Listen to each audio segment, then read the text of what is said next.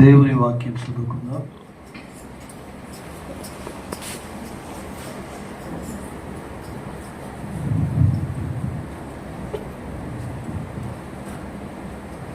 న్యాయాధిపతుల గ్రంథము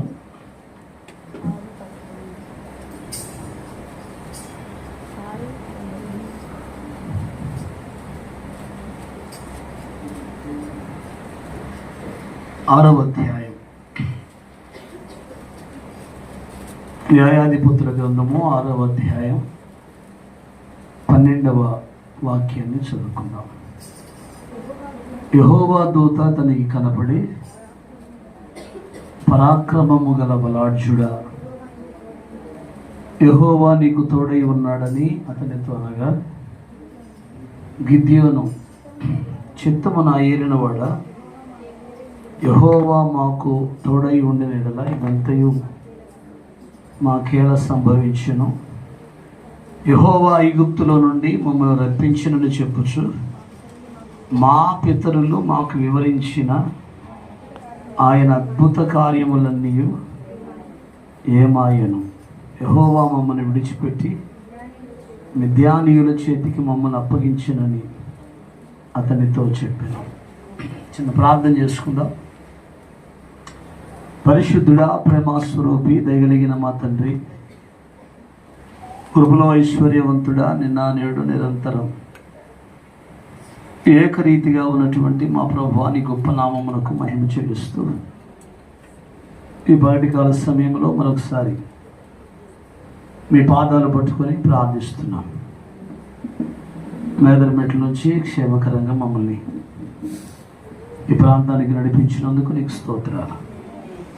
ఈ దినమంతా మీ సన్నిధి, మీ ప్రసన్నత, మీ వెలుగుతో మమ్మల్ని మీరు నింపి పరిచర్యలన్నిటినీ ప్రభా మీరే అద్భుతంగా జరిగించి మీ ఘననామానికి మహిమ తెచ్చుకున్నామని మీరు ఇచ్చిన లేఖన భాగాన్ని బట్టి నీకు స్తోత్రం.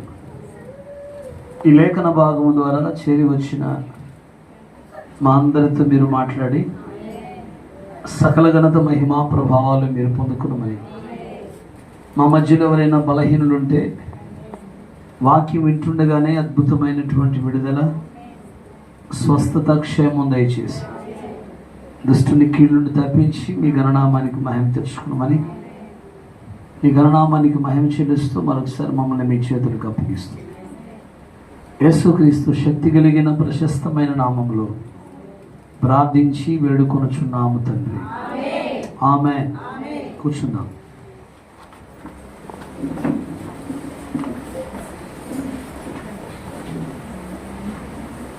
మన రక్షకుడు ప్రభువైన యేసుక్రీస్తు శక్తి కలిగిన నామములో చేరి వచ్చిన మీ అందరికీ వందనాలు. అందరికీ వందనాలు. దేవునికి స్తోత్రాలు. న్యాయాధిపతుల గ్రంథము 6వ అధ్యాయములో ఇక్కడ గిద్యోను అనేటువంటి వ్యక్తి మనకు కనపడతాడు. Praise the lord.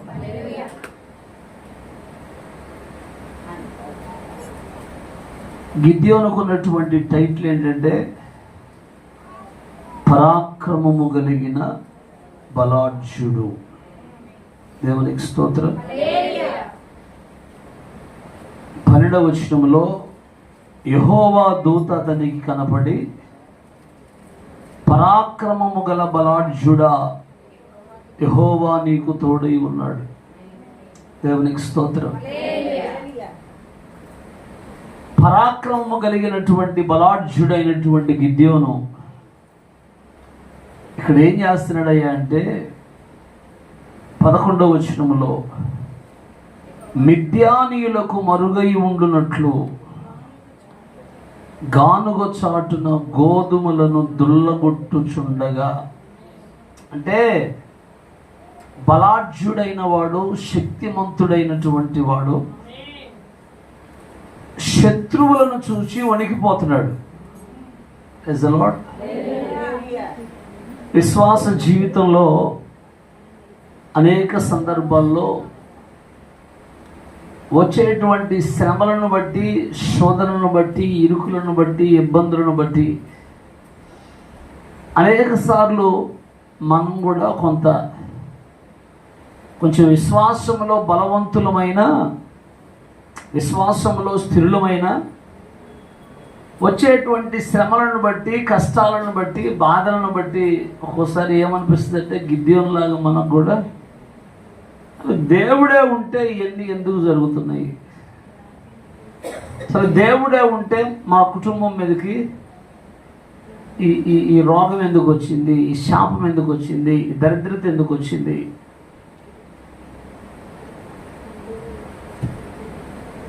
ఇది ప్రశ్న. దేవుడే ఉంటే మాకు ఎందుకు జరుగుతుంది ఇది? Praise the lord. గట్టిగా స్తోత్రం చెప్పండి. వింటున్నారా? అంటే దేవుని సన్నిధిలో ఉన్నటువంటి మనం, నేనంటాను, శ్రమైన, రోగమైన, వ్యాధైన, బలహీనత అయినా ఒకటి, దేవుడు మనల్ని పరీక్షించటానికి కొన్ని మన జీవితంలోకి దేవుడే అనుమతిస్తాడు. Praise the lord. కొన్ని మనం దేవునికి వ్యతిరేకంగా నడుచుకోవటాన్ని బట్టి, వింటున్నారా, మనం దేవునికి వ్యతిరేకంగా నడుచుకోవటాన్ని బట్టి, పొరపాట్లను బట్టి, లోపాలను బట్టి కొన్ని మన జీవితంలోకి దేవుడు అనుమతిస్తాడు. గట్టిగా స్తోత్రం చెప్పండి. రెండు చేతులు పైకి. అందుకని ఏం చేయాలి? సమస్య రాకముందే, కష్టం రాకముందే, బాధ రాకముందే, ఇరుకు రాకముందే, ఇబ్బందులు రాకముందే దేవుని సన్నిధిలో గనక మనం ప్రార్థనలు చేయగలిగితే, దేవుని సహాయం కొరకు మనం వేడుకుంటే, దేవుడు తప్పకుండా మన జీవితాల్లో గొప్ప కార్యాలు చేస్తాడు. Praise the lord. కొన్ని మన స్వబుద్ధిని ఆధారం చేసుకొని తన ద్వారా వచ్చేటువంటి శ్రమలైతే, కొన్ని మన జీవితంలో దేవుని సన్నిధిలో దేవుడు మనల్ని పరీక్షించటానికి కొన్నిటిని అనుమతిస్తాడు. గట్టిగా స్తోత్రం చెప్పండి. రెండు చేతుల పైకి. ఇక్కడ ఇజ్రాయేలు ప్రజలు చేసినటువంటి పొరపాట్లు, చేసినటువంటి తప్పిదాలు, ఒక్కోసారి మనం దేవునికి వ్యతిరేకంగా ప్రవర్తిస్తే, వ్యతిరేకంగా మాట్లాడితే దేవుడే మనల్ని శత్రువులకు అప్పగిస్తాడు. శత్రువులకు అప్పగించడం అంటే అది రోగం కావచ్చు, వ్యాధులు కావచ్చు, బలహీనతలు కావచ్చు, శ్రమలు కావచ్చు, ఏదైనా కావచ్చు. ఇక్కడ చూడండి ఒకసారి 6వ అధ్యాయం 1వ వచనములో, ఇశ్రాయేలీయులు యెహోవా దృష్టికి దోషులైనందున యెహోవా 7 ఏండ్లు వారిని మిద్యానీయులకు అప్పగించెను. చూసారా? దేవుని ప్రజలు దేవుని దృష్టికి దోషులయ్యారు. వింటున్నారా? గట్టిగా స్తోత్రం చెప్పండి. దేవుని ప్రజలు దేవునికి వ్యతిరేకమైనటువంటి కార్యాలను చేయటాన్ని బట్టి దేవుడు దేవుని ప్రజలను శత్రువులకు అప్పగించాడు. యెహోవా యందు భయభక్తులు గల వారి చుట్టూ 34వ కీర్తన 7వ వచనం. ఆయన దూత కావలి ఉండి వారిని రక్షించును. దేవునికి స్తోత్రం. అంటే ఎవరైతే ఆయన యందు భయభక్తులు కలిగి ఉంటారో, ఎవరైతే ఆయన వాక్య సత్యములో ఉంటారో, వారి చుట్టూ దేవుని దూతలు కాపుదలగా ఉంటారు.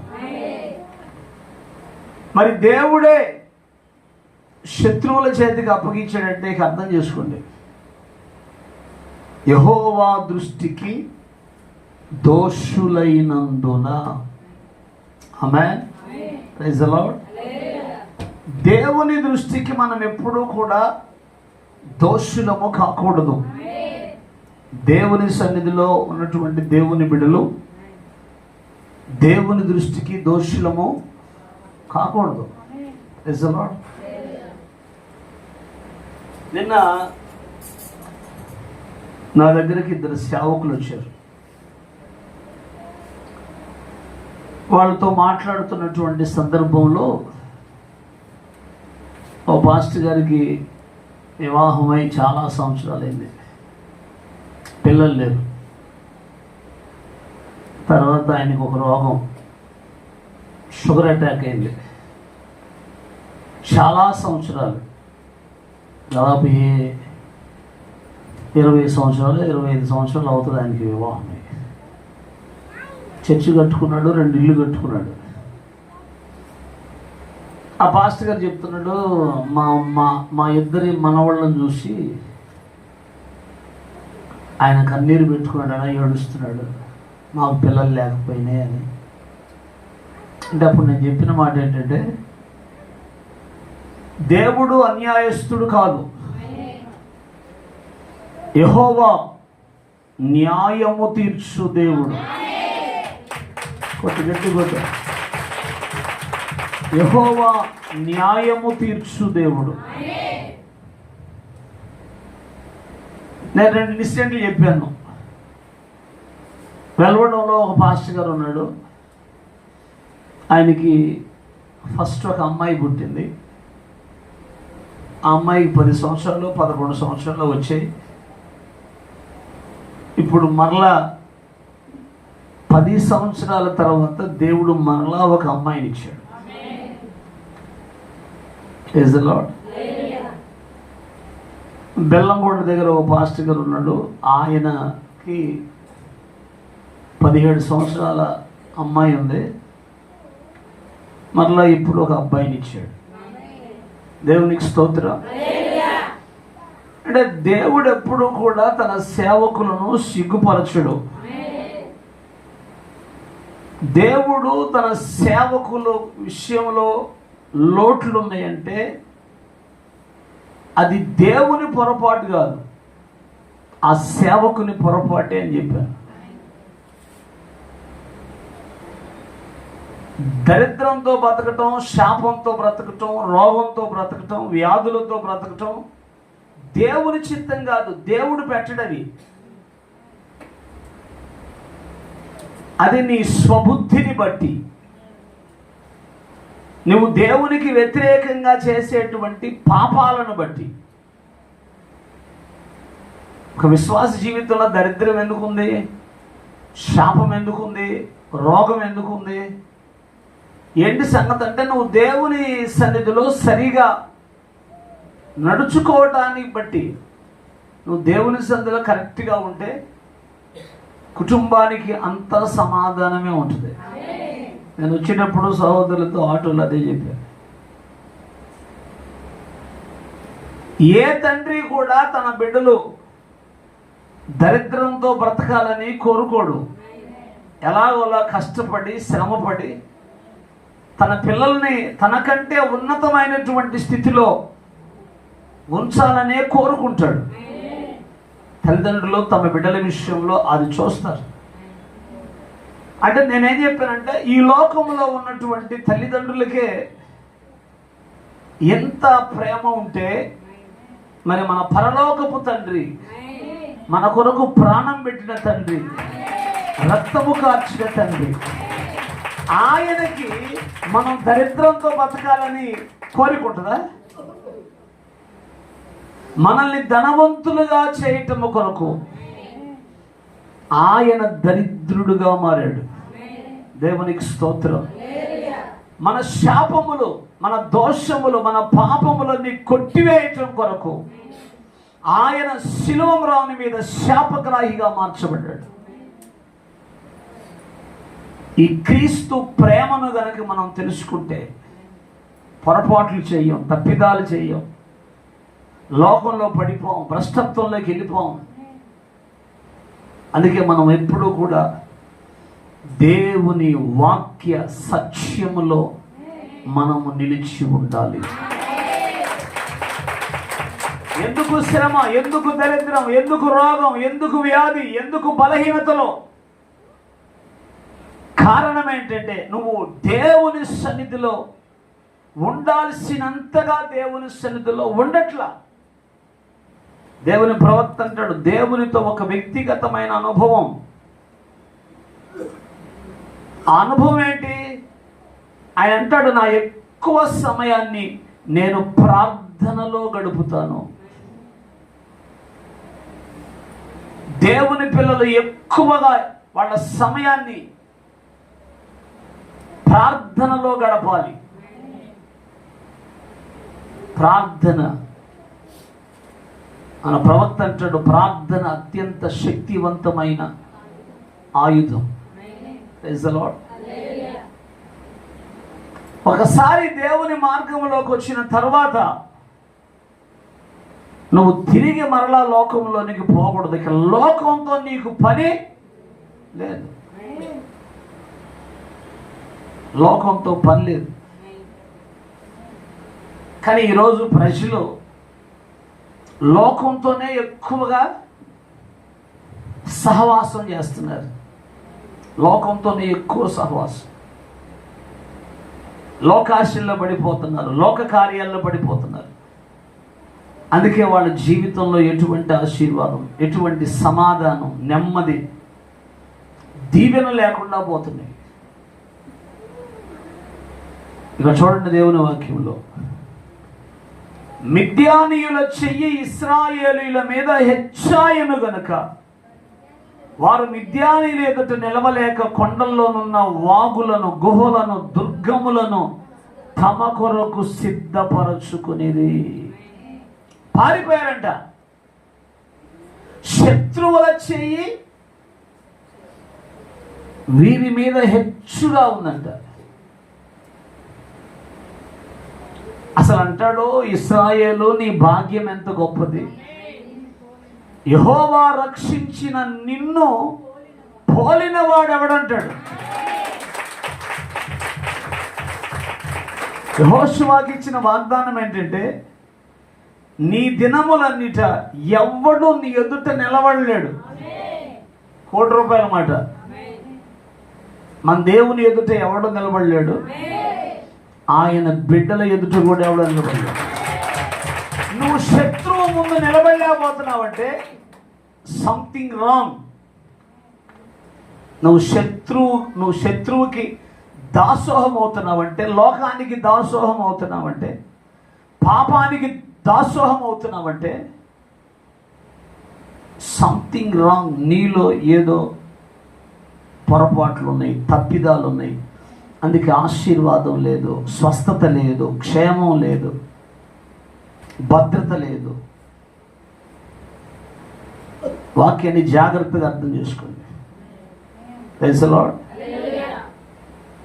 గిద్యోను దగ్గరికి దేవదూత వచ్చి, పరాక్రమ గల బలాఢ్యుడా, యెహోవా నీకు తోడై ఉన్నాడనంటే, ఈయనంటాడు, దేవుడు మాకు తోడై ఉంటే ఈ కర్మ ఏంటి, ఈ దరిద్రం ఏంటి, ఈ శాపం ఏంటి? ఆయన చేసిన అద్భుత కార్యాలన్నీ ఏమాయను?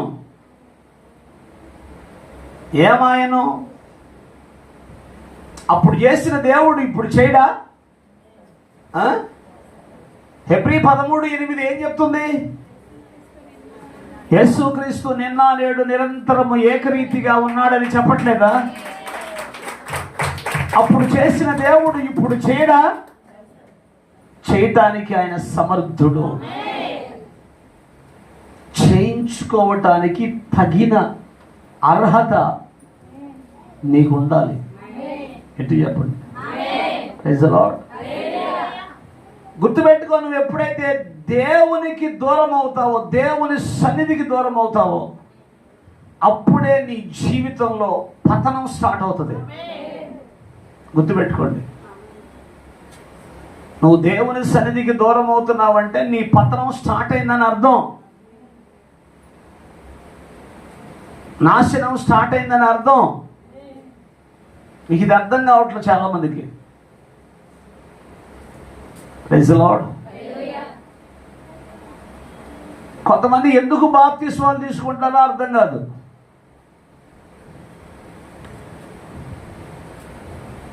ఎందుకు తీసుకుంటారో అర్థం కాదు. ప్రభురాత్రి భోజనానికి రారు, సంపూర్ణ రాత్రి ప్రార్థనకు రారు. బాప్తిసం తీసుకున్నాడు స్టేటస్లో సినిమా పాటలు పెడుతుంటాడు బాప్తిసాలు పొందినవాడు. అందుకే కొన్ని ఫోన్ నెంబర్లు నా దాంట్లో డిలీట్ చేశాను, ఈ దరిద్రం చూడలేక. మరి వాడు ఎందుకు బాప్తిసం తీసుకున్నాడో అర్థం కాదు. తల్లులు బలవంతం చేసి, భార్యలు బలవంతం చేసి ఇప్పించారేమో నాకు తెలియదు. సంపూర్ణ రాత్రి ప్రార్థన లెగ్గొడతారు, దేవుని సన్నిధికి రారు. ఇంట్లో అయ్యగారు 2 రోజులు బాగుంటే చాలు, ఇక అమ్మగారికి ప్రార్థన లేదు, దేవుడు లేడు, ఏముండదు. అటు పునుగులు తెస్తే పునుగులు తినుకుంటూ కూర్చుంటుంది. దేవుడు అవసరం ఉండదు.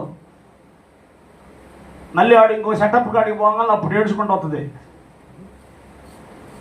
అన్న కొంచెం ప్రార్థన చేయన్న, కొంచెం చేయన్న, ఇంటికి రావట్లేదన్న, ఈ మధ్య రాక 3 రోజులు అయిందన్న. ఏంది దరిద్రం, ఏంది శాపం? నువ్వు దేవుని సన్నిధిలో శ్రమ రాకముందే, కష్టం రాకముందే, ఇబ్బంది రాకముందే నువ్వు కృతజ్ఞత కలిగి ఉండాలి. సంపూర్ణ రాత్రి ప్రార్థనలు ఎందుకు పెడతావు? నెలంతా దేవుని కాపుదల, భద్రత, క్షేమము దేవుడు నీకు ఇచ్చినందుకు ఆ రాత్రంతా ఉపవాసం ఉండి ప్రార్థన చేసి యెహోవా చేసిన ఉపకారాలలో వేటిని మరిచిపోకుండా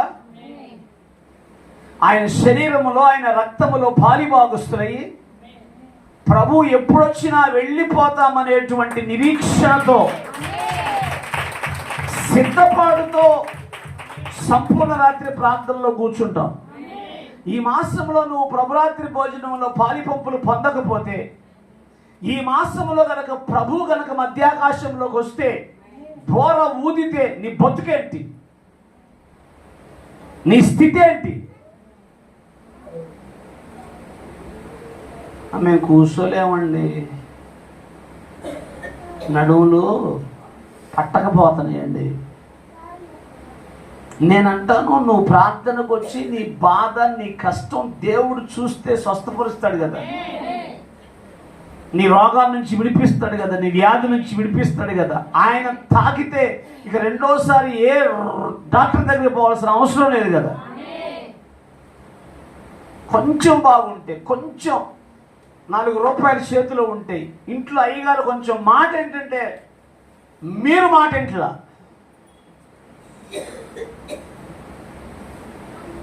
జాగ్రత్త, నష్టపోతారు. నష్టపోతాడానికి రెండో మాట ఏం చెప్పను, శాపాలు పెట్టడం, ఏం చేయ, నష్టపోతారు అంతే. ఆదివారం దేవుని సన్నిధికి ఎందుకు రావాలి?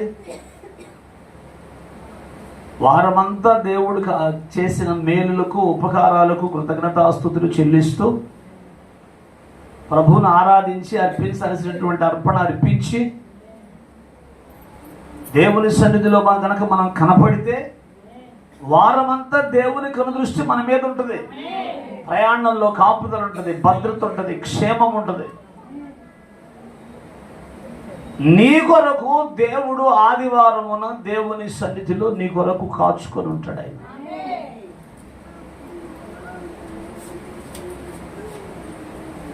ఆలయంలో పూజించే వారిని లెక్క పెట్టమని చెప్పలేదా?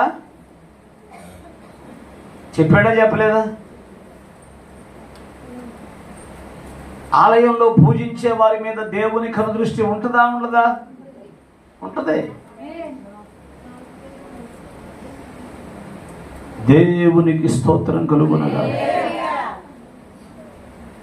భ్రష్టత్వంలోకి వెళ్ళిపోకముందే,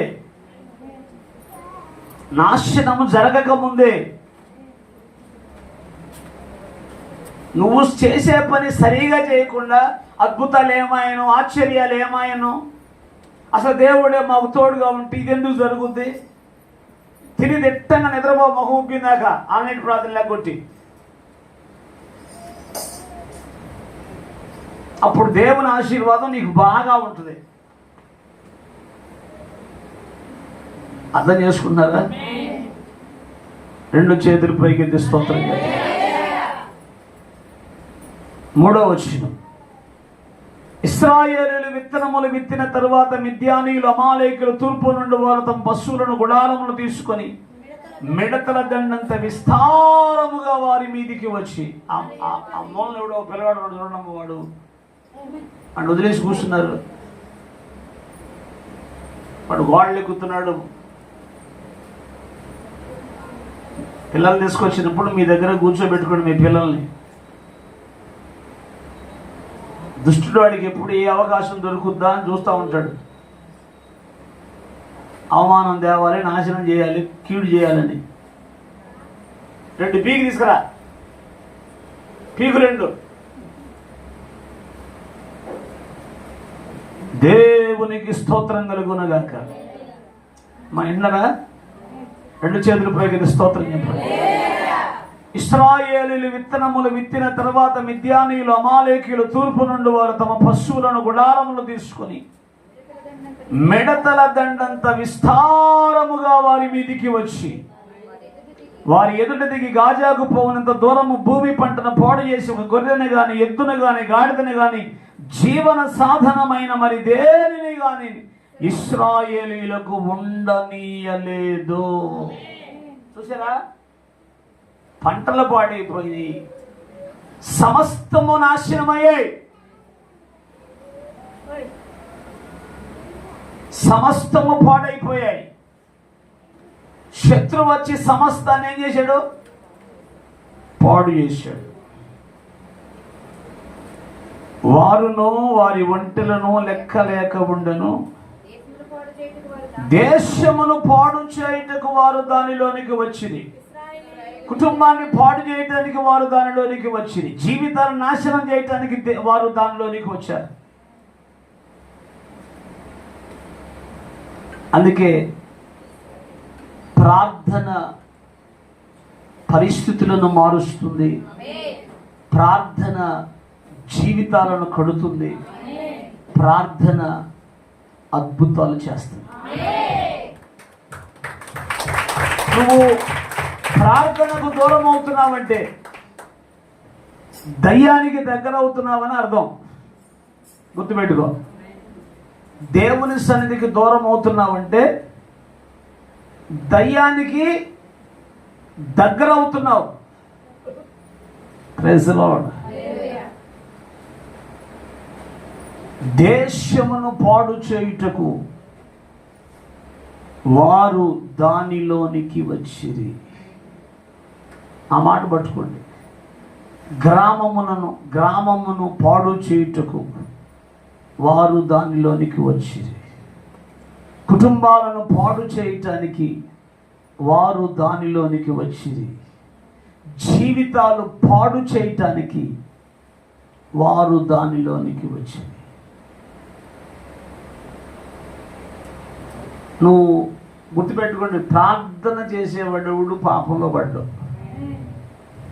వ్యక్తిగత ప్రార్థనలో ఉన్నవాడెవడో కూడా, వ్యక్తిగతంగా దేవునితో సహవాసం చేసేవాళ్ళు ఎవరు కూడా పాపంలో పడరు. పాపానికి దూరంగా వాళ్ళు పారిపోతారు. ఎవరు పాపంలో ఉంటారయ్యా అంటే ప్రార్థనా జీవితం లేని వాళ్ళు, దేవుని సన్నిధి లేని వాళ్ళు, దేవునికి వ్యతిరేకంగా మాట్లాడేవాళ్ళు. వాళ్ళని దేవుడే పాడు చేస్తాడు. సాతానికి ఒక అవకాశం ఇచ్చాడంటే సాతాను వచ్చి ఏం చేస్తాడు? పాడు చేస్తాడు. అందుకే బీ కేర్ఫుల్. దేవుని సన్నిధిలో చాలా జాగ్రత్తగా విశ్వాస జీవితాన్ని కాపాడుకోవాలి. Praise the lord. గట్టిగా స్తోత్రం చెప్పండి. ఇప్పుడు చూడండి, ఇశ్రాయేలీయులు మిద్యానీయుల వలన మిక్కిలి హీనదశకు వచ్చినప్పుడు వారు యెహోవాకు మొరపెట్టిరి. గట్టిగా స్తోత్రం చెప్పండి. ఎప్పుడు? లాస్ట్ స్టేజ్, చివరి దశకు వచ్చారు. అప్పుడు యెహోవాకు మొరపెట్టారు. నీకు అర్థమవుతుందా? Praise the lord. వారు మిక్కిలి హీన దశకు వచ్చినప్పుడు, నేను అంటాను, అదేదో ప్రాముఖ్యంగా సమస్య వచ్చిన తొలి దినాల్లోనే దేవుణ్ణి ఆశ్రయిస్తే ఎటువంటి ప్రాబ్లమ్స్ నీ జీవితంలో ఉండవు కదా. ఉంటాయా? మొదట్లోనే లెక్క చేయం. అసలు సచ్చినా మీ ప్రార్థనకు రాను, సచ్చినా కానీ నేను అన్నాను, సచ్చినాకి ఏమవుతుంది లేకన్నా, సచ్చినా రాను. సచ్చినాకి ఏమవుతావు? అర్థం చేసుకున్నారా? ఈయన జీవము గల దేవుడు, అద్భుతకరుడు, ఆశ్చర్యకరుడు, మహిమ కలిగినటువంటి దేవుడు, మహోన్నతుడు, మహోపకారములు చేసే దేవుడు. ఈ దేవుని సన్నిధిలో భయభక్తులతో ఉండాలి. ఉంటేనే దీవించబడతాం. నాకు లోకం కావాలి, దేవుడు కావాలంటే పొరపాటును కూడా దేవుడు నీ దగ్గరకు రాడు. నీ సమస్య ఏదైనా, నీ కష్టం ఏదైనా, నీ బాధ ఏదైనా ఆయన సన్నిధిలో ఆయనకు చెప్పు. నాకు చాలా ఇష్టమైన మాట న్యాయాధిపతులు 11:11. కాబట్టి యెఫ్తా గిలాదు పెద్దలతో కూడా పోయినప్పుడు జనులు తమకు ప్రధానిగా చేసి ప్రధానిగాను అధిపతిగాను అతన్ని నియమించుకున్నారు. అప్పుడు యెఫ్తా మిస్పాలో యెహోవా సన్నిధిని తన సంగతంతయు వినిపించెను. అప్పుడు యెఫ్తా మిస్పాలో యెహోవా సన్నిధిని తన సంగతంతా వినిపించెను. కొట్ట చెప్పండి గట్టిగా. దేవునికి స్తోత్రం కలుగునుగాక. 2 చేతులు పైకెత్తి ప్రభువుకు స్తోత్రం చెప్పండి. ఇప్పుడు నీ సంగతంతా ఆయనకు వినిపించాలి. ఎవరికి చెప్పాలి? వాళ్ళకి వీళ్ళకి కాదు. నీ సంగతంతా వినిపించాలంటే నియామక కోటాల్లో, సంపూర్ణ రాత్రి ప్రార్థనల్లో, ఉపవాస ప్రార్థనల్లో, ఆ ప్రార్థనలకై వచ్చి నువ్వు దేవుని సన్నిధిలో కూర్చొని, మా వాడిని ఏది ఆన్లైన్ ప్రార్థనకు రాకుండా ఇంట్లో కూర్చొని ఏం చేస్తున్నావు అడిగితే, నేను ఆదివారం భక్తుడిని అన్నాడు. ఏంటది? నేను ఆదివారం భక్తుడిని, మిగతా వారాలు దేవుల్లో ప్రార్థనకు రాను. నేను ఆదివారం భక్తి ఏందిరా? ఎప్పుడు భక్తి ఉండాలి కదా. భక్తి యొక్క ఆదివారం ఏమైనా సోమవారం నుంచి రక్తి అయ్యాక భక్తి ఎప్పుడూ ఉండాలి. బుధవారం భక్తి, శుక్రవారం భక్తి, శనివారం భక్తి, ఆదివారం భక్తి. ఒక ఆదివారమే తింటున్నావా? చెప్పాలి. రోజు వేస్తున్నావు అడ్డంగా. అంటే చాలా మంది భక్తులు ఆదివారం భక్తులు ఉన్నారు. కొంతమంది మిగతా ఆన్లైన్లు అంటే రారు. వాళ్ళు ఉపవాస ప్రార్థనలు అంటే, బుధవారం ఉపవాస ప్రార్థన అంటే వాళ్ళకి ఎనర్జీ. ఇంట్లోనే కూర్చొని తిట్టంగా దీన్ని నిద్రపోద్ది. కానీ వచ్చి కూర్చొని ప్రార్థన చేద్దాం. దరిద్రం, శాపం. ఏ కొంపలో దరిద్రం లేదు చెప్పండి నాకు. ఏ కొంపలో రోగాలు లేవో చెప్పండి నాకు. అన్నీ బాగున్నాయేమో చెప్పండి నాకు. నీ జీవితం సరి చేయబట్టం కొరకు, నీ కుటుంబం సరి చేయబట్టం కొరకు నువ్వు దేవుని సన్నిధిలో కనపడాలా వద్దా? ఆయన ఇచ్చే ఆశీర్వాదం కొరకు, ఆయన ఇచ్చే స్వస్థత కొరకు, ఆయన ఇచ్చే క్షేమం కొరకు నువ్వు ఉండాలా వద్దా?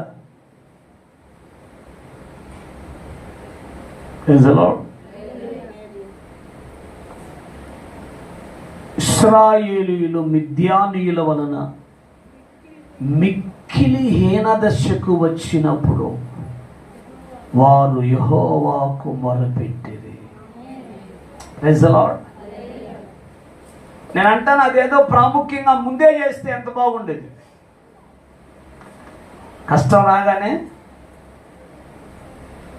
మన వాళ్ళు ఏం చేస్తారంటే చేయాల్సినవన్నీ చేసి, ఇక డాక్టర్ చెబుతాడు మన చేతుల్లో ఏం లేదమ్మా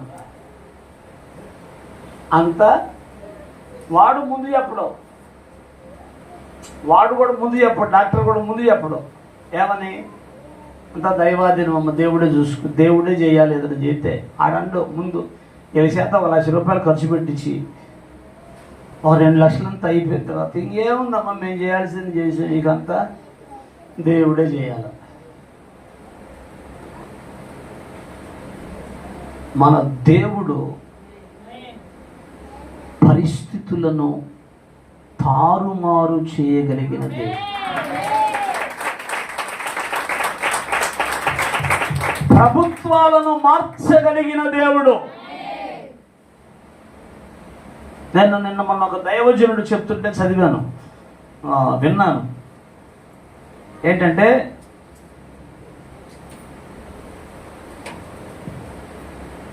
ఒక రెడ్ల కుటుంబంలో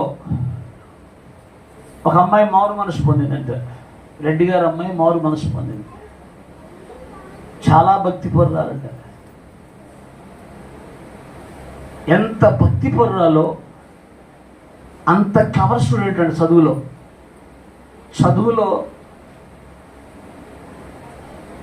అంత బాగా చదువుద్దంట, ఫస్ట్ ర్యాంకర్. భక్తి కూడా అలాగే చేస్తాంట. ఏ ప్రార్థనా కూటం కూడా మిస్ కాదంట అమ్మాయి. అంత మంచి అమ్మాయి, అంత ప్రార్థనా పొర్రాలు. ఇంట్లో వాళ్ళందరూ వెలేసిన, ఇంట్లో వాళ్ళందరంట వాళ్ళ ఇంట్లో వాళ్ళు వెలేసి, మా కులంలో చెడబుట్టాను, మాలామాదిగో వాళ్ళ దేవుడిని నమ్ముకున్నావు అని చెప్పి ఆ అమ్మాయిని ఇంట్లోంచి వెళ్ళగొడితే, ఒక దేవుని బిడ్డలు కుటుంబం ఆ అమ్మాయిని చేరదీసి చదివిస్తూ ఉంటే 10th క్లాస్ ఎగ్జామ్స్ రాసిందంట. 10th క్లాస్ ఎగ్జామ్స్ రాసిన తర్వాత రిజల్ట్స్ వచ్చినాయి. అన్ని మార్కులు, అన్నిట్లో ఫస్ట్ క్లాస్ మార్కులు వచ్చినాయంట. ఒక సబ్జెక్ట్లో 1 మార్కు తక్కువై తప్పిందంట. ఇక దేవుని బిడ్డలు తప్పితే పరిస్థితి ఎట్లుంటుంది? ఒక్కొక్కళ్ళు ఒక్కొక్క రకంగా మాట్లాడతారు కదా, రకరకాలుగా. ఆ పిల్ల దేవుని నమ్ముకుంది, ఏం ఉపయోగం? ఏం చేసిండు దేవుడు? రకరకాలుగా మాట్లాడతారు. ఏమని కూడా అన్నారంట. సరే, మొత్తం మీద పాస్టర్ గారు ఇంట్లో వాళ్ళు వీళ్ళు అందరూ కలిసి, అమ్మ 1 మార్కు పోయింది కాబట్టి సప్లిమెంటరీ రాయమ్మ అంటే, ఆ పిల్ల అంటదంట, నేను రాయను, దేవుడే నన్ను పాస్ చేపిస్తాడు. ఎత్తి చెప్పండి, 2 చేతులు పైకి. మందు పట్టు పట్ట మాకు కట్టావు సప్లిమెంటరీ ఏమంటే, నువ్వేమైనా చెప్పు, నేను మాత్రం రాయను. నా దేవుడు నా పక్షాన ఉన్నాడు, నా దేవుడు తప్పకుండా కార్యం చేస్తాడు. పిల్ల మొండిది. భక్తి ఉండొచ్చు కానీ ఇంత భక్తి ఉండకూడదు. అర్థమైందా? ఒకడు అంటుంటాడు, ప్రార్థన చేయొచ్చు కానీ ఇంత ప్రార్థన చేయకూడదు అన్నాడు. నువ్వు దేవుణ్ణి ఇసుకెత్తున్నావు. ఇంకా ప్రార్థన చేసి దేవుణ్ణి ఇసుకెత్తుందంటే ఈ పనికి మాలినోడికి ఏం తెలుసు? ప్రార్థనలు చేయొచ్చు కానీ ఈపిరి ప్రార్థనేనమ్మా, పొద్దున ప్రార్థన, మధ్యాహ్నం ప్రార్థన, శాంతి జరిగితే ప్రార్థనేనా? నువ్వు అడ్డంగా తింటావు కదరా. మరి ఎప్పుడు దొరికినా మొక్కలుంటే చాలుగా, మొక్కలు ఉంటే తింటావు, తేపుతా ఉంటావు, ఇంకా స్ప్రైట్లకు పంపిస్తుంటావు పిల్లల్ని. స్ప్రైట్ తేపో, థమ్సప్ తేపో. వింటున్నారా? గట్టిగా స్తోత్రం చెబుతారా? 2 చేతులు పైకెత్తి. ఆ అమ్మాయి దేవుడు ఎలాగైనా నన్ను పాస్ చేపిస్తాడు. అప్పట్లో ఎన్టీ రామారావు గారు ముఖ్యమంత్రిగా ఉన్నాడంట. ఆ ప్రభుత్వంలో ఏదో తేడా వచ్చో లేకపోతే ఆయన అమెరికా పోయాడు ఏదో, మొత్తం మీద రామారావు గారు దిగిపోయి నాదెండ్ల భాస్కర్ రావు గారు ముఖ్యమంత్రి అయ్యాడంట. అప్పుడు ఆ గవర్నమెంట్లో, ఆ టైంలో, అది 83, 89 మొత్తం నాకు తెలియదు. కానీ ఆ నాదెండ్ల భాస్కర్ రావు గారు ముఖ్యమంత్రి 1 నెల 2 నెలల్లో చేశాడంట. ఆయన ముఖ్యమంత్రి అయినాక మొట్టమొదటి సంతకం అంట, ఏ పిల్లలైతే 1 మార్కుతో తప్పారో వాళ్ళందరినీ పాస్ చేయమని ఫైల్ మీద ఆయన సంతకం పెట్టాడు. హల్లెలూయా. ఆయన తలుచుకుంటే ప్రభుత్వాలనే తారుమారు చేయగలిగిన సర్వశక్తి కలిగినటువంటి దేవుడు ఆయన. ఆయన సన్నిధిలో యథార్థంగా ఉండు, ఆయన సన్నిధిలో నమ్మకంగా ఉండు, ఆయన సన్నిధిలో పరిశుద్ధంగా ఉండు, ఆయన సన్నిధిలో ఎప్పుడు కూటమైన కనపడు. నువ్వు ఆయనకి కనపడితే నిన్న ఆయన కనిపెట్టుకుని ఉంటాడు. నువ్వు ఆయనకి కనపడితే, చెప్పండి, నువ్వు ఆయనకి కనపడితే ఆయన నిన్ను కనిపెట్టుకొని ఉంటాడు. Praise the lord. గట్టిగా స్తోత్రం చెప్పండి. దేవుని ప్రజలు దేవునికి మొరపెడతానంటే మిక్కిలి హీన దశకు వచ్చినప్పుడు, మిద్యానీయుల వలన బాధను బట్టి ఇశ్రాయేలీయులు యెహోవాకు మొరపెట్టగా, అది యెహోవా ఇశ్రాయేలీయుల యొద్దకు ఒక ప్రవక్తను పంపెను. గట్టిగా స్తోత్రం చెప్పండి. ప్రతి కాలానికి దేవుడు ప్రవక్తలను పంపుతూ వచ్చాడు. ఈ కాలానికి కూడా దేవుడు ఒక ప్రవక్తను పంపాడు. ఆ ప్రవక్త వచ్చి భ్రష్టత్వంలో ఉన్న ప్రజలను, తప్పుడు మార్గాల్లో ఉన్నటువంటి ప్రజలను సరైనటువంటి విధానములోకి తీసుకొచ్చాడు. ప్రవక్తలు ఎందుకు వస్తారయ్యా అంటే, నువ్వు రాంగ్ వేలోకి వెళ్ళినప్పుడు నిన్ను రైట్ వేలోకి తీసుకురావటానికి ఆయా సందర్భాలలో దేవుడే ఆయన తన దాసులను పంపిస్తాడు. వాళ్ళు వచ్చి ఏం చేస్తారు? ఆయన ధర్మశాస్త్ర విధులను బోధిస్తారు. ఆ ప్రవక్త మాట వినని వాడు ప్రజలలో నుండి కొట్టివేయబడతాడు.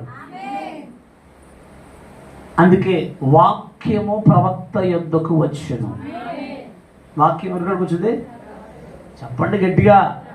వాక్యము ప్రవక్తల యొద్దకు వస్తుంది. అందుకే ఆ వాక్యానికి మనం లోబడాలి. ఎందుకంటే వాక్యమే దేవుడై ఉన్నాడు కనుక. గట్టి కొట్ట ఊపిరినట్టు కొడుతున్నాడు. దేవునికి స్తోత్రం కలుగునగాక. ఇంకా నువ్వు ఎప్పుడు కూడా ఆయన సన్నిధిలో, నాకు చాలా ఇష్టమైన మాట ఆదికాండంలో 18వ అధ్యాయం అనుకుంటా, అబ్రహాము ఇంకా యెహోవా సన్నిధిలో నిలిచి ఉండేను. మనకి ఎప్పుడు ముగిస్తారా, ఎప్పుడు పోదామని ముందు మనమే ఉంటాం. ఇప్పుడు నేను ఇంకో ఊరు పోవటానికి ఆ సాక్ష్యాలు చెప్పేటప్పుడు లేచిపోతానా, నా ఏమిటి వస్తారు కొంతమంది. ఇప్పుడు నువ్వే ఊరు పోవాలా? ఆపలమ్మడి తిరగటమేగా, లేదా టీ కొట్ల కాడో మంగళ షాపుల కాడో కూర్చుంటావు, లేదా చెట్ల కింద సవరాలు కట్టేదానిలాగా 4-3 నేర్చుకొని కూర్చొని ఈ సోది ముచ్చట తెప్పితే నేను ఇంకొక ఊరు పోవాలి కాబట్టి కొంచెం పోయి ఏదో టీయో పోయో తాగి వెళ్ళిపోవాలి. నాయనకి ఎందుకు నువ్వు చెప్పే సాక్ష్యాలు నేను సాక్షి వింటే బతుకులు మారతాయి, జీవితాలు మారతాయి. వాళ్ళు ఎందుకు దీవించబడ్డారు రా నాయన అంటే వాళ్ళు దేవుని సన్నిధిలో ఉన్నారు. ఆయన సన్నిధి కంటే ఇంకొక దానికి వాళ్ళు ప్రాధాన్యత ఇవ్వలేదు. అబ్రహాము ఇంకా యెహోవా యెఫ్తా తన సంగతి అంతా మిస్పాలో యెహోవాకు వినిపించు. మీరు ఆయనకి చెప్పండి, ఆయన సన్నిధిలో ఉండండి. భక్తిహీనులతో నివసించుట కంటెను నీ మందిరావరణములో ఒక్క దినము గడుపుట. భక్తిహీనులతో నివసించుట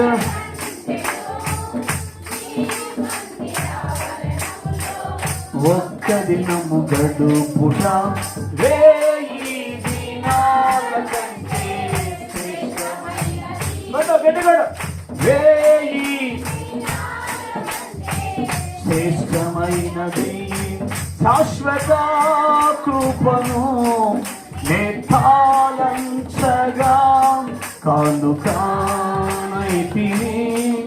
నీ సన్నిధిలో కానుక.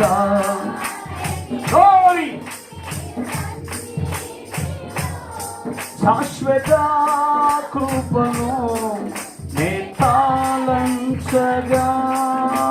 హల్లెలూయా. కాబట్టి ప్రతి కాలానికి దేవుడు తన ప్రవక్తలను పంపుతూ వస్తున్నాడు. వాళ్ళు వచ్చి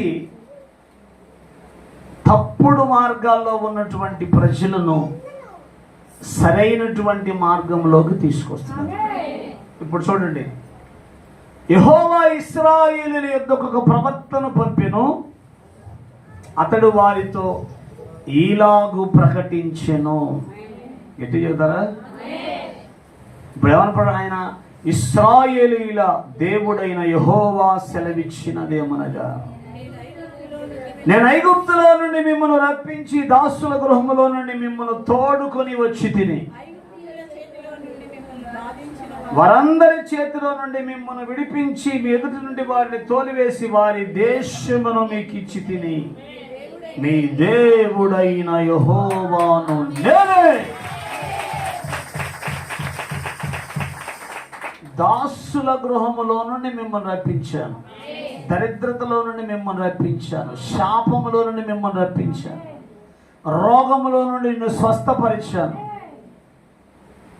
నీ జీవితంలో ఒక గొప్ప కార్యాన్ని చేశాను. ఒకప్పుడు నీ బ్రతుకేంటి, ఒకప్పుడు నీ జీవితం ఏంటి, ఒకప్పుడు నీ స్థితిగతులు ఏంటి, ఎప్పుడు ఆలోచించుకున్నావా? ఇవాళ ఉన్నదాన్ని బట్టి గర్వించడం కాదు, ఒకప్పుడు బ్రతుకేంటి,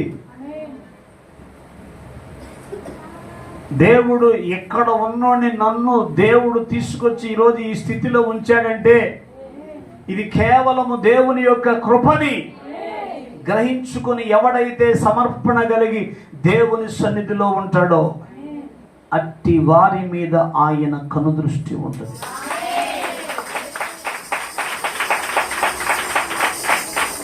దేవునికి స్తోత్రం. ఏ సంపూర్ణ రాత్రి ప్రార్థనలో పాల్గొన్న వారందరికీ పనులు లేవా? ఉదయం పగలు పనులు లేవు వాళ్ళకి? నీకు ఒక్కదానికే పనులు, నీకు ఒక్కదానికే పరీక్షలు, నీకు ఒక్కదానికే నొప్పులు. అమ్మ ఏ 4 నేర్పారు, నడుములు నొప్పులు ఎక్కువగా ఉన్నాయి, కూర్చోలేకపోతున్నా. ఏంటంట చెప్పాలి, కూర్చోలేకపోతున్నా. నేను చూడటానికి ఇట్టున్నా కానీ నాకు చాలా బలహీనతలు ఉన్నాయి. నేను కూడా నిలబడలేని పరిస్థితి.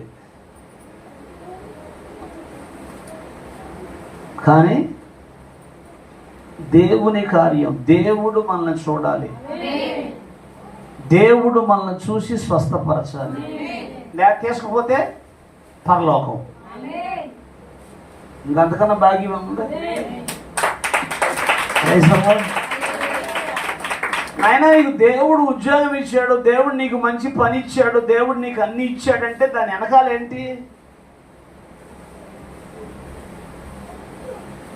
మరి దేవుడు ఇవన్నీ ఇచ్చినప్పుడు నువ్వు కృతజ్ఞత కలిగి జీవించొద్దా? కృతజ్ఞత కలిగి బ్రతకొద్దా? రాత్రంతా మెలకువగా ఉండి దేవుని సన్నిధిలో కృతజ్ఞతాస్తుతులు చెల్లించొద్దా? నెలలో ఒకసారి తీసుకునే ప్రభురాత్రి భోజనంలో నువ్వు పాలిపంపులు పొందొద్దా? నేను పాపిష్టి దాన్ని పొందితే ఎంత, పొందకపోతే ఎంత అనుకునే గుంపు కూడా ఉన్నారు. నేను పోయేది లేదా, పోయినా నిద్రపోవటం వెళ్ళిన దగ్గర ఇంట్లో పడుకొని నిద్రపోతాం.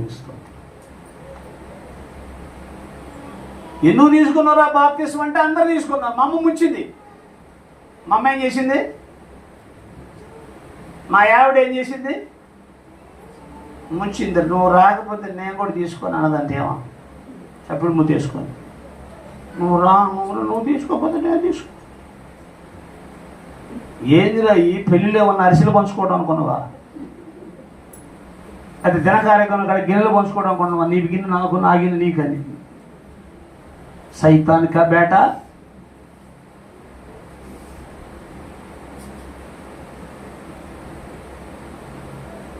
మారు మనసు పొందిన నువ్వు, రక్షించబడిన నువ్వు, బాప్తిసం పొందిన నువ్వు ప్రభు శరీరంలో, ప్రభు యొక్క రక్తంలో పాలిపంపులు పొందొద్దా? అంతా చిత్రాల మనుషులు ఉన్నారు. ఏమో నువ్వు రొట్టె తీసుకోలేదంటే, నేను మొన్న ఒక సినిమా చూసా, అందుకని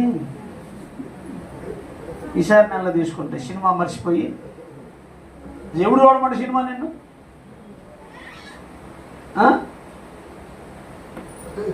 ఎవరు చూడమన్నారు నిన్ను?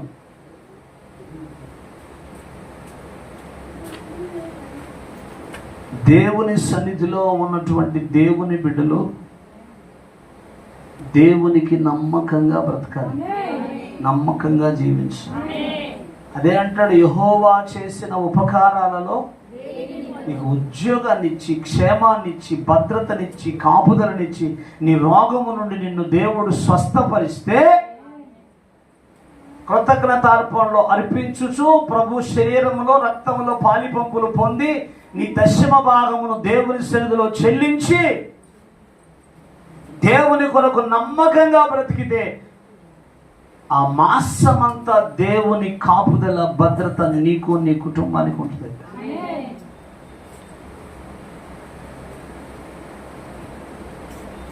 మనకు చలిని చూస్తే భయం, వాన చూస్తే భయం, గాలి వస్తే మొత్తం కొట్టకపోతామేమో భయం. వాన పడుతుంది కండి, అందుకని ప్రార్థనకు రాలి ఆల్ నైట్కి. వానలో పెళ్ళికి పోయిన ఒక బాగానే మరి. వానలో పెళ్ళికి పోలా? పోయో బాలేదా? మరి పెళ్ళి అంటే మరి పెళ్ళి, మరి ఇదేంటిది? ఇది జీవ మార్గం. అందుకే దరిద్రం, అందుకే శాపం, అందుకే రోగం, అందుకే వ్యాధులు. వామ్మ ఎంత టార్చర్ పెడతావు అనుకోలేదా? లేత వచ్చేదాన్ని. ప్రసంగం అంతా ఇదే చేస్తాం అనుకోలేదయ్యా. ఒక మాట అని నెలకొని ఉంటాం అనుకున్నా కానీ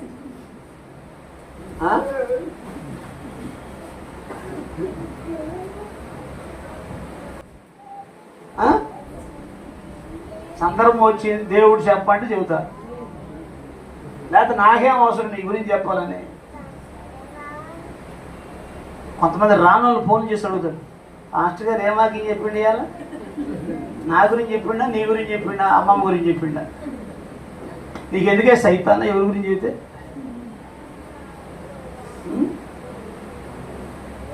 పొద్దున ఒక సహోదరుడు, చెప్పనా నువ్వు, నీకెందుకో చెప్పు, అన్ని సంఘాలు చెప్పు. ఏ చెడిపోయింది ఇట్లాంటి పనులు చేయకూడదు.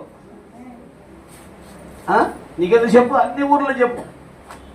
నాయన నేను కావాలని చెప్పను నాయన. ఆ టయానికి ఏదైనా గుర్తు, దేవుడు ఏదైనా గుర్తు చేస్తే ఆ సందర్భాన్ని బట్టి చెబుతా తప్ప పచ్చోడు కూడా నీ నోటు వేయకూడదు. అయ్యో ఏమేస్తారా నా నోటు, సైతాన్ గుంపు, నీకు చెప్పకూడదు అయ్యో. అదే విచిత్రం చెప్పినా నేను రాకముందు అని మాట్లాడుకుంటాను, నేను రామ సైలెంట్ అయిపోతాను. ఏందమ్మా అంటే లేదులే నీకు చెప్పకూడదు. అమ్మ నువ్వు వాక్యాలు చదువుతావు అయ్యో. దేవునికి స్తోత్రం.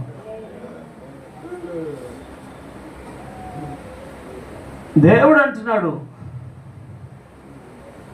మీరు అమోరీయుల దేశములో నివసించుచున్నారు, వారి దేవతలకు భయపడకూడని మీతో చెప్పి తిని గాని మీరు నా మాట వినకపోతిరి.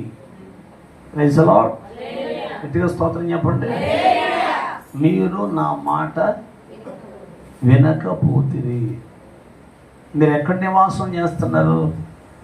అమోరీయుల దేశములో, అంటే విగ్రహారాధికుల మధ్యలో మీరు నివాసము చేస్తున్నారు గనక వారి దేవతలకు భయపడొద్దు. ఆమె చెప్పండి. Praise the lord. శ్మశానం మధ్యలో కొంప కట్టుకున్నా భయపడొద్దు. ఎందుకు? నీ ఇంటి చుట్టూ దేవుడు ఉంటాడు, దేవదూతలు ఉంటారు. దేనికి భయపడాల్సిన పని లేదు. Praise the lord. ఎవరు భయపడతారు? ప్రభువు లేని వాళ్ళు భయపడతారు. వాక్యం ఏముంటుంది? లోకములో ఉన్నవాని కంటే మీలో ఉన్నవాడు గొప్పవాడు. Praise the lord. మీలో ఆయన నివాసము చేస్తున్నాడు, మీలో ఆయన కార్యాలు చేస్తున్నాడు. అందుకే దేవుడు తన ప్రవక్తలను పంపి, తన దాసులను పంపి వాళ్ళు బోధించినప్పుడు లోపాలు, పొరపాట్లు, తప్పిదాలు ఏమైనా మనలో ఉంటే వాటి విషయంలో మనం సరిచేసుకుంటే దీవించబడతాం. గిద్యోను సరి చేసుకున్నాడు. రాగల వారాల్లో గిద్యోను గురించి ఇంకా కొన్ని చాలా శ్రేష్టమైన విషయాలు తెలుసుకుందాం. Praise the lord. హల్లెలూయా. పొరపాటును కూడా ఆయన మాకు తోడై ఉంటే ఎందుకు ఇటు జరిగింది అనే మాట మనం మాట్లాడకూడదు. మీకు చెప్పాను మన శుక్రవారం రాత్రి ఆన్లైన్ ప్రార్థనలో, ఒక పాస్టర్ గారి పిల్లలు ఇద్దరు ఈత కనిపోయి ఇద్దరు గోదావరిలో కొట్టుకొని చచ్చిపోయారు. దైవజనుడి పిల్లలు, మంచి సేవ. ఒక పిల్లోడు ప్యాడ్ ప్లే చేస్తాడు, ఒక పిల్లోడు మంచిగా వర్షిప్ నడిపిస్తాడు. పిల్లల్ని వదిలేసి ఊరుకుంటున్నారు మీరు డబ్బులు ఇచ్చి.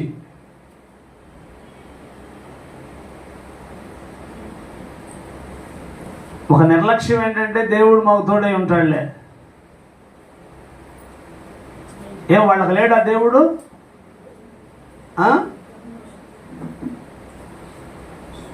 పాస్టర్ గారికి దేవుడు తోడుగా లేడా?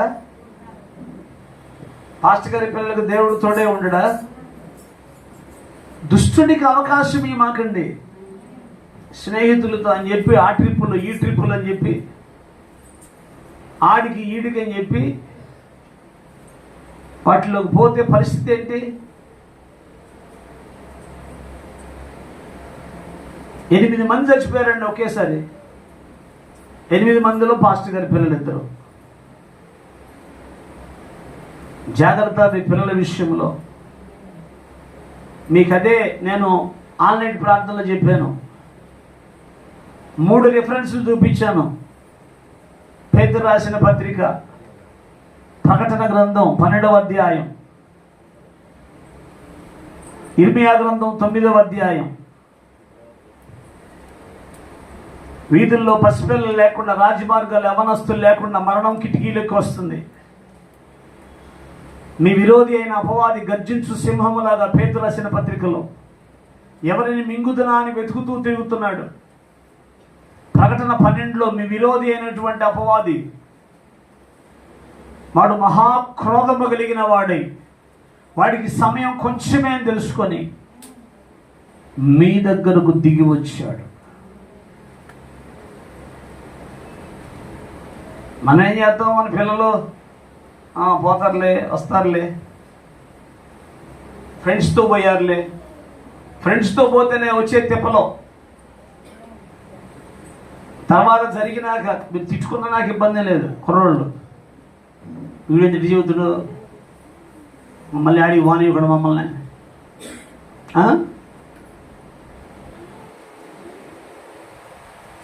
వాళ్ళు ఫ్రెండ్స్తోనే పోయారు. పాస్టర్ గారు ఎంగేజ్మెంట్లో చర్చిలో ఒకరికి ఎంగేజ్మెంట్ అయితే ప్రార్థనలో ఉన్నాడు. 3:30 అవుతున్నా పిల్లలేదు, ఇంకా రాలేదు, ఇంకా ఎవరు ఫోన్ చేయలేదని చెప్పి చిన్నపిల్లవాడికి ఫోన్ చేస్తే ఆ ఫోను ఆ గోదాట్లో ఉన్న ఆ ఊరిలో ఉన్న సర్పంచ్ దగ్గర ఉందంట. ఏదండి ఏం జరిగిందంటే ఇట్లా పిల్లలు ఈతకని పోయారు, గల్లంతయ్యారు, మీ పిల్లోడు ఫోన్ నా దగ్గర ఉంది, మీరు రండి తొందరగా బయలుదేరి. తీరా చూస్తే మృతదేహాలు బయటకు వచ్చి వాళ్ళకి లేడా దేవుడు కాపుదలగా? వాళ్ళకి లేడా దేవుడు భద్రతగా? దేవుడు నా కాపుదలు ఉన్నాడని చెప్పి వచ్చే లారీకి ఎదురుకుపోతే ఏమైందండి? లోకమంతా దుష్టుని యందు పడుంది. మనం ఉండే జాగ్రత్తల్లో మనం ఉండాలి. బయటికి వెళ్ళి క్షేమకరంగా వస్తున్నామంటే సంఘము యొక్క ప్రార్థన, సేవకుల ప్రార్థన, దేవుని కృప, దేవుని కాపుదల. అందుకే మనముండే జాగ్రత్తల్లో మనం కూడా ఉండాలి. అయిపోయిన తర్వాత అంతా జరిగిన తర్వాత ఈ దేవుడు మాకు తోడై ఉంటే ఎందుకు జరిగింది ఇది అని సైతాన్ మాటలు మనం మాట్లాడకూడదు. Praise the lord. తర్వాత గిద్యోను జీవితంలో ఏం జరిగిందో తర్వాత వారాల్లో మనం ధ్యానం చేసుకుందాం. అందరూ లేచి నిలబడదాం, కళ్ళు మూసుకుందాం, ఒక తీర్మానం చేసుకుందాం. అందరూ లేచి నిలబడి పొరపాట్లు, తప్పిదాలు అన్ని దేవుని సన్నిధిలో ఒప్పుకుందాం. అతిక్రమాలు దాచిపెట్టుకునేవాడు వర్ధిల్లడు, ఒప్పుకొని విడిచిపెట్టేవాడు కనికరం పొందుతాడు. అందరు 2 చేతులు పైకెత్తి, అందరు 2 చేతులు పైకెత్తి ఒక తీర్మానం చేయండి. హల్లెలూయా, హల్లెలూయా, హల్లెలూయా, హల్లెలూయా. Thank you Jesus, thank you lord. స్తోత్రం.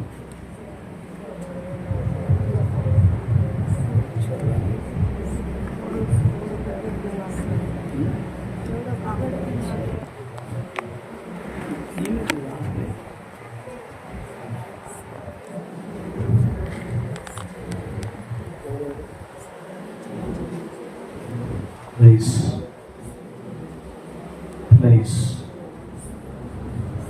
అందరూ ఒక తీర్మానం చేసుకుందాం. పొరపాట్లు, తప్పిదాలు ఒప్పుకుందాం. అతిక్రమాలు దాచిపెట్టుకునేవాడు వర్ధిల్లడు.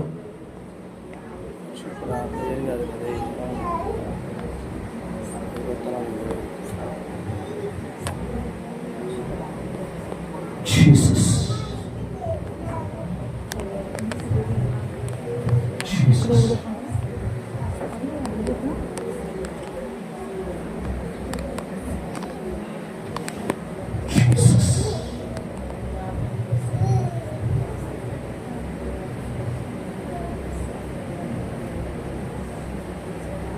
Thank you, Jesus.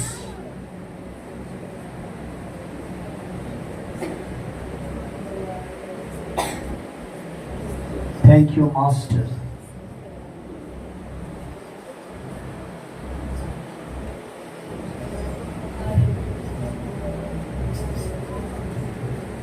అందరూ ఒక తీర్మానం చేసుకుందాం.